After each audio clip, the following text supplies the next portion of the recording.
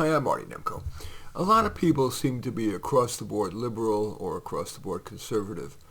And I think it may be wiser to view things on an individual basis, or at least I want to model that.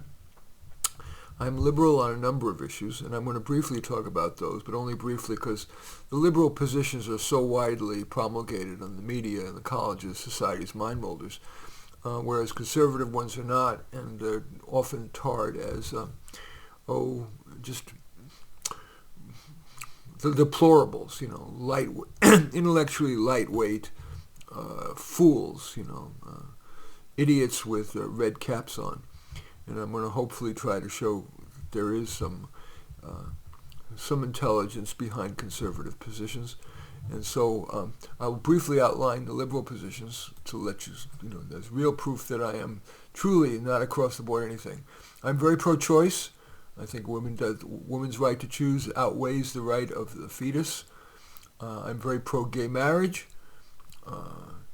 And it's absurd that what is at least in part, in many cases, a biological reality, why somebody should not be able to be married with its benefits and liabilities, whether you're straight or gay. I believe that excess materialism leads to dishonesty, franticness, shallowness, and so I really believe in a not materialistic lifestyle, forgetting about the environmental issues. Gun control, I think there are very few people who would, net, the world is better off if there's great restrictions on guns, yes, the outlaws will always find ways to find guns, but I think there'll be less mayhem with pretty strict gun control. I am in favor of reduced defense spending. I think we don't need to spend that huge amount of money, especially, of course, and so much of it is very poorly spent in terms of the inefficiency. Government contractors feel they can inflate their bids, and I think we have more than enough weapons, and especially in this era of microization, if you will, of weaponry, from bioweapons to suitcase nukes. This notion of having all these bases around the world and battleships and these planes and whatever. And I have mixed feelings, which I'm not going to get into, about Ukraine. But in any case, I do take the liberal position about reduced defense spending. I'm in favor of liberal approaches to the EPA and OSHA rules. I think left to the private sector, the air will not be clean enough, and the water. And I also think the FDA is an appropriate entity, flawed like every other private and public entity, but I think there's too much temptation for drugs to come to market prematurely, too much temptation for companies to pollute. So I am and cut short worker safety. So I am in favor of the FDA, the EPA, and OSHA. And finally, I am liberal on the issue of right to die. It's the most personal decision anybody ever has.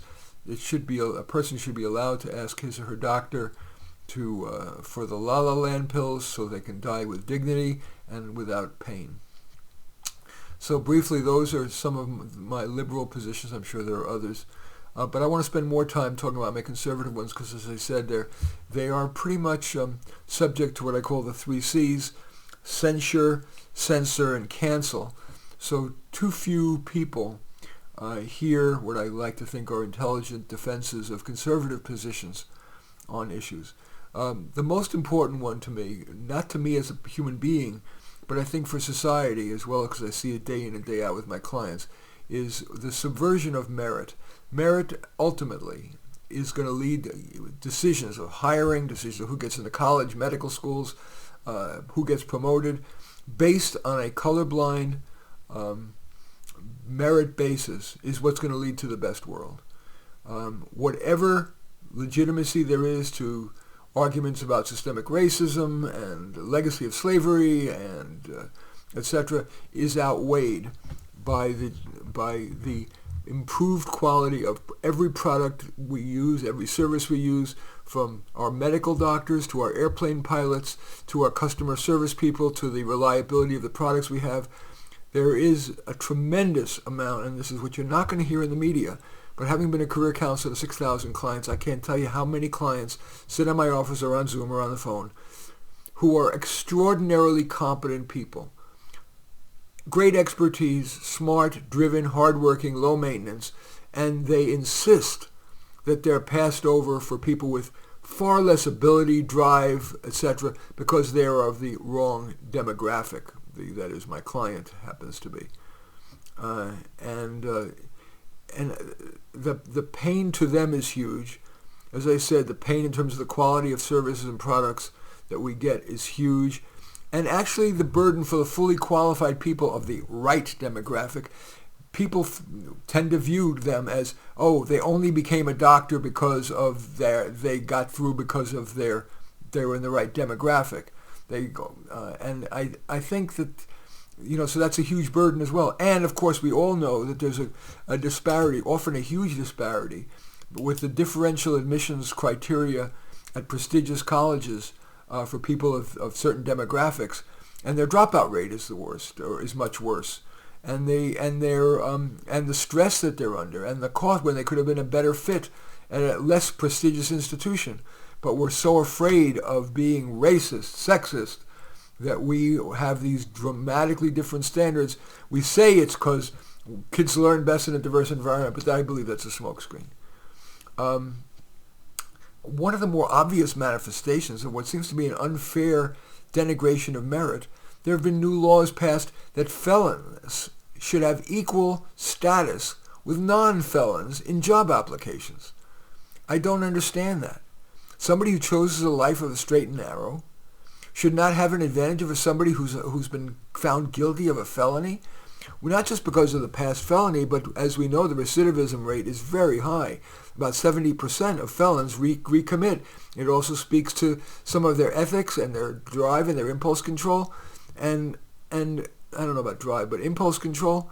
And so when employers are forced by the law to treat felons and non-felons the same, that is extraordinarily anti-merit from where I sit. Now I want to talk about another conservative view I have, which is around the double standard, which is pervasive. There's one standard for misbehavior by the left and another from the misbehavior by the right. The most obvious example to me is the riots. There were 120 days of riots that were inspired by Black Lives Matter and Antifa. 1,500 officers. These are human beings. These officers are not these automatons like they always show them with the shield and you can't see their faces. These are human beings who are injured. Whole cities burned down. Small businesses destroyed. And the innocent people in their communities destroyed. 120 days of those riots. And yet, basically, almost none of them went to jail. And the media basically shrugged their shoulders and gave them a free pass.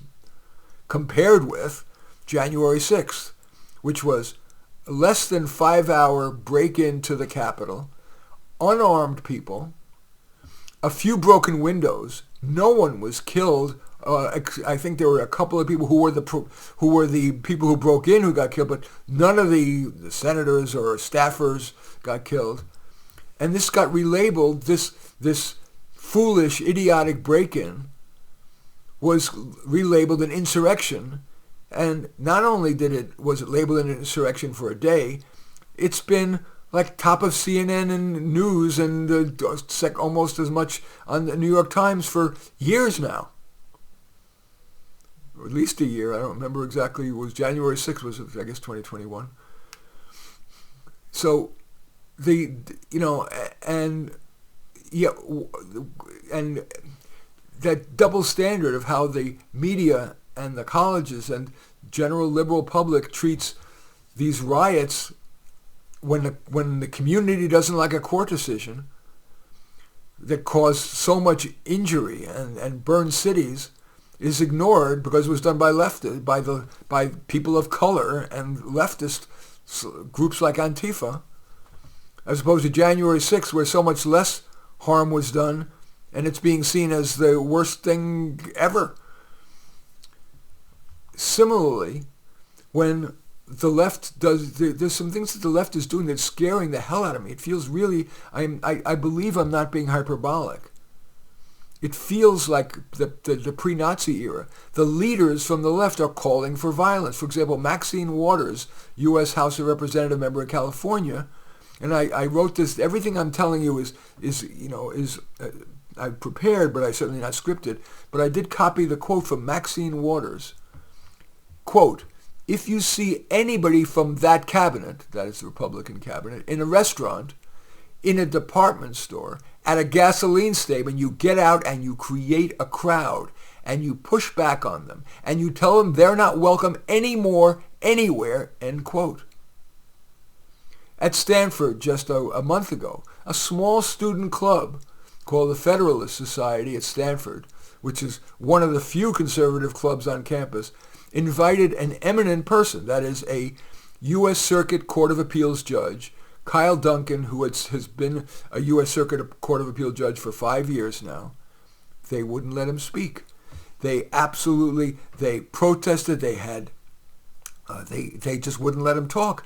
And apparently this was fomented not just by the Stanford students, but encouraged, I guess is the right word, or planned by the National Lawyers Guild, a national liberal organization. And they would not let him talk. In fact, one of them said, "I hope your daughter gets raped." And then the administrator, who was there, the head of diversity and inclusion, instead of stopping them, gets up and says, "I'm glad that you guys did it," and lectured the U.S. Circuit Court judge. Are these the kind of people who are supposed to be our lawyers, but they're going to get hired because they are? This is unfortunately the kind of culture that is venerated today and is not in society's interest in the long run. Think about the mob that swarmed Supreme Court justices like Kavanaugh to try to influence their decision. People wanted to kill the President of the United States. Joe Biden, twice in 2016 and 2018, said if he were back in high school, he'd like to get Trump out in the back of the gym and beat him up. Cory Booker said my testosterone would get the best. If I let my testosterone get the best of me, I'd want to beat him up. Snoop Dogg, the legendary, famous zillionaire rapper, said he'd like to shoot Trump.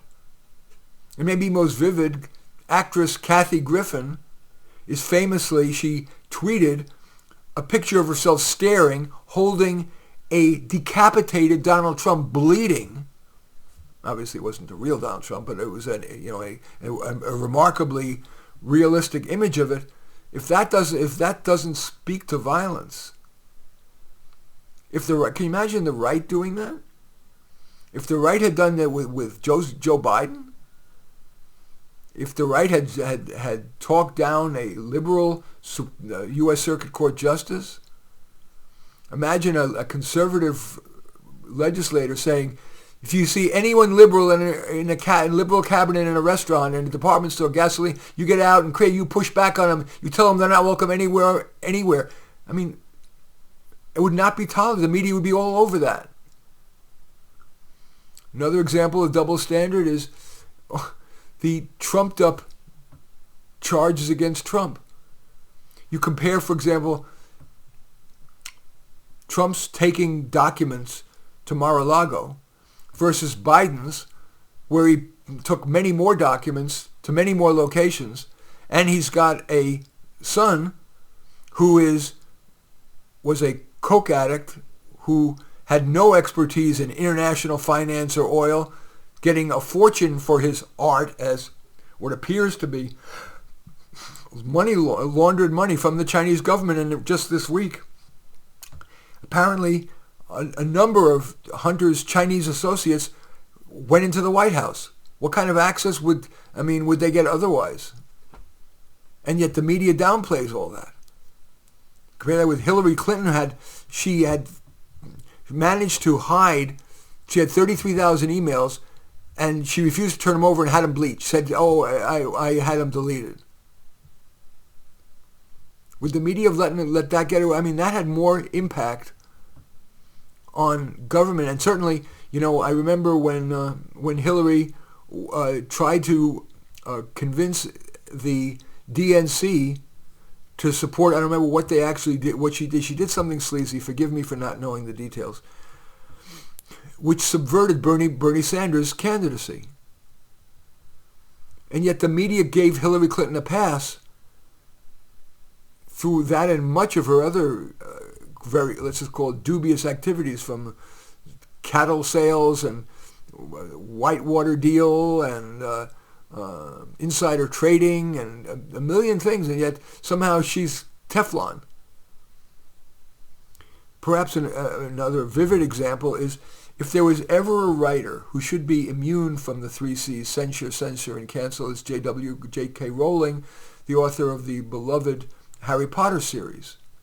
And because she wrote a tweet in defense of biological women, rather than the trans women who end up competing as women but are really men in sporting events, she has been absolutely eviscerated as being anti-trans. And it's hard to know if it's correlation or causation, but in the last year, her revenues are down 73%. She has a company that manages her work. 73%. That's acceptable from the left, that kind of censorship? We decried McCarthyism for doing that. And we talk about it 75 years later when it came from the right. And yet it's happening now from the left. Just like Stalin censored any dissent from the communist worldview, Hitler censored and burned books that weren't pro-Nazi. And now here we're doing the same thing. That kind of dissent is being squashed also around climate. In order for the massive expenditures of our tax dollars and incursions of our freedom by building no more freeways, etc., and increased price of gas and oil to be worth it, not only does the net effect of the expected 1 to 2 years of increased temperature over the next 50 to 75 years need to be a net negative, countering the obviously increased arability of land, say, in Canada and in Russia and in Scandinavia. But it requires essential compliance with the Paris Accord restrictions for 50 to 75 years. 190 countries, including developing countries, that desperately need to burn more oil in order to keep their people from starving. And it may well be, as we're starting to see with nuclear fusion, that a technological solution, whether it be fusion or safer nuclear or whatever, will solve our clean energy and energy problems long before 50 to 75 years. And yet, that kind of dissent gets labeled, you're a climate denier. They're kept off the committee, the IPCC, the international panel that put forth these draconian restrictions. And of course, all of this is this bias, this double standard, which is not only a double standard, I believe is all of which is hurting the world. This kind of censorship is accelerating because the media, and don't tell me about Fox News, it has the tiniest sliver of the mind share of intelligent people. But CNN, New York Times, ABC, NBC, CBS, Slate, Vice, Vox, Time Magazine, they're all very much slanted to the left and censoring out most dissenting views, except for an occasional one to show that they're not completely biased. The school curriculum, the ethnic studies curriculum, is a very woke. It's all about oppression. Look, that 1619 curriculum, which I think by its own author's admission is a kind of it's not a pure factual history, it's journalistic activism. And yet that has become a dominant part of our children's school curriculum. The colleges are enormously woke. I think it's something like, the ratio of liberals to conservatives in prestigious college professors is like 8-1 or more. Google search. I compare search engines. And I remember looking for a best-selling conservative book, and I couldn't find it on Google search. Found it, put it on page 10 of the Google search, and I went at that point on Yahoo.com, and it was almost the first search result. So Google search is slanted to the left. And I was just listening to a podcast in which the wizard behind the throne of ChatGPT, what they call OpenAI, Sam Altman, was interviewed by Lex Friedman, and he on one side of his mouth he says, I'm trying to be very fair. On the other hand, he says, well, I am a liberal, I am a social democrat, he said, and so much of his comments suggested that his definition of guardrails or alignment are to ensure that search results when you converse with ChatGPT are going to, it's not that obvious because then he'd get ripped apart, but subtly lean left. Yes, there is wisdom. As I said, there's a lot that I am I'm liberal on, but this general view that it's acceptable to use the 3 C's against conservative thought: censure, censor, and cancel. Some very good people like J.K. Rowling, I won't mention some other names because I know them well, but they are brilliant, hardworking, ethical, kind people, and they have been canceled. So they can't get published in their major publications like they used to. I do think that this is all too reminiscent of Nazi Germany and Stalinist Russia.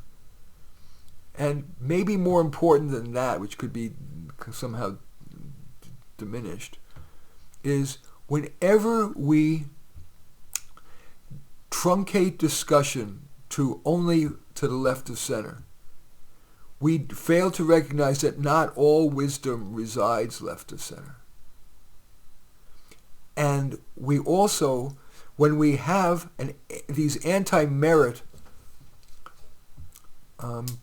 policies, where we have this enormous reverse discrimination, where demanding reparations for a group of people who, yes, suffered the ill effects of slavery and maybe some of the remnants, but have also perpetrated much on this society in terms of we all know the crime rate among the African American community is much higher than white or Asian.